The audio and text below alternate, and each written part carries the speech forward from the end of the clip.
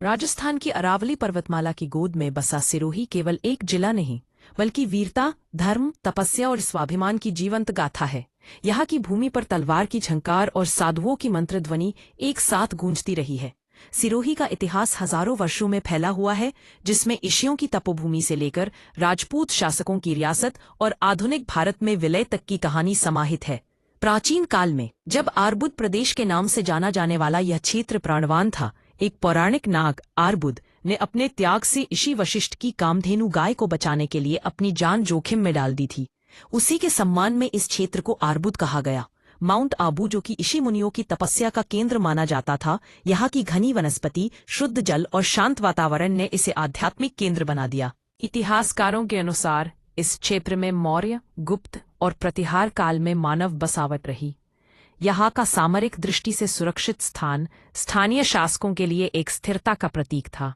गुर्जर प्रतिहारों के समय तक राजनीतिक स्थिरता बनी रही, लेकिन फिर चौहानों का प्रभाव बढ़ने लगा। यही वह समय था जब राजपूत शक्ति का उदय हुआ और सिरोही का भविष्य आकार लेने लगा। 1326 ईस्वी में देवड़ा चौहान वंश ने सिरोही रियासत की स्थापना की। राव देवड़ा, एक वीर योद्धा, ने इस क्षेत्र को संगठित कर एक स्वतंत्र राज्य की नींव रखी। उनके सबसे बड़े हथियार थे पहाड़ी इलाका, किले और स्थानीय जन समर्थन। सिरोही का राजपूत काल एक छोटे लेकिन स्वाभिमानी राज्य के रूप में उभरा। यहाँ के शासकों ने कभी भी किसी के सामने सिर नहीं झुकाया। दिल्ली सल्तनत और बाद में मुगलों के आक्रमणों का सिरोही ने डटकर सामना किया। यहाँ के शासक युद्ध को केवल सत्ता के लिए नहीं, बल्कि सम्मान और धर्म की रक्षा के लिए लड़ते थे। जब मुगलों का समय आया तो सिरोही की स्थिति चुनौतीपूर्ण हो गई, लेकिन सिरोही के शासकों ने कूटनीति का सहारा लिया। कभी युद्ध, कभी संधि और कभी सीमित अधीनता स्वीकार कर उन्होंने अपने राज्य की आंतरिक स्वतंत्रता बनाए रखी। सिरोही केवल युद्धों की भूमि नहीं थी, बल्कि धर्म और संस्कृति का भी बड़ा केंद्र रहा। माउंट आबू पर स्थित दिलवाड़ा जैन मंदिर भारतीय स्थापत्य कला के अद्भुत उदाहरण है। यहाँ की लोक संस्कृति अत्यंत समृद्ध रही है।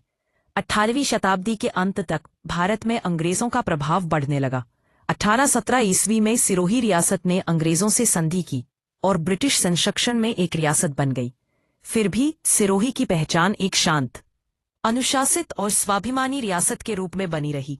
20वीं शताब्दी में स्वतंत्रता आंदोलन की लहर सिरोही तक पहुंची और यहाँ के लोग समझने लगे कि भविष्य एक स्वतंत्र और एकीकृत भारत में ही सुरक्षित है। 1949 ईस्वी में सिरोही रियासत का राजस्थान राज्य में विलय हो गया। यह क्षण ऐतिहासिक था। आज सिरोही अपनी ऐतिहासिक विरासत और प्राकृतिक सौंदर्य के लिए जाना जाता है। माउंट आबू राजस्थान का एकमात्र पर्वतीय पर्यटन स्थल है। पुराने किले, मंदिर और लोक कथाएं आज भी सिरोही के गौरवशाली अतीत की याद दिलाती हैं।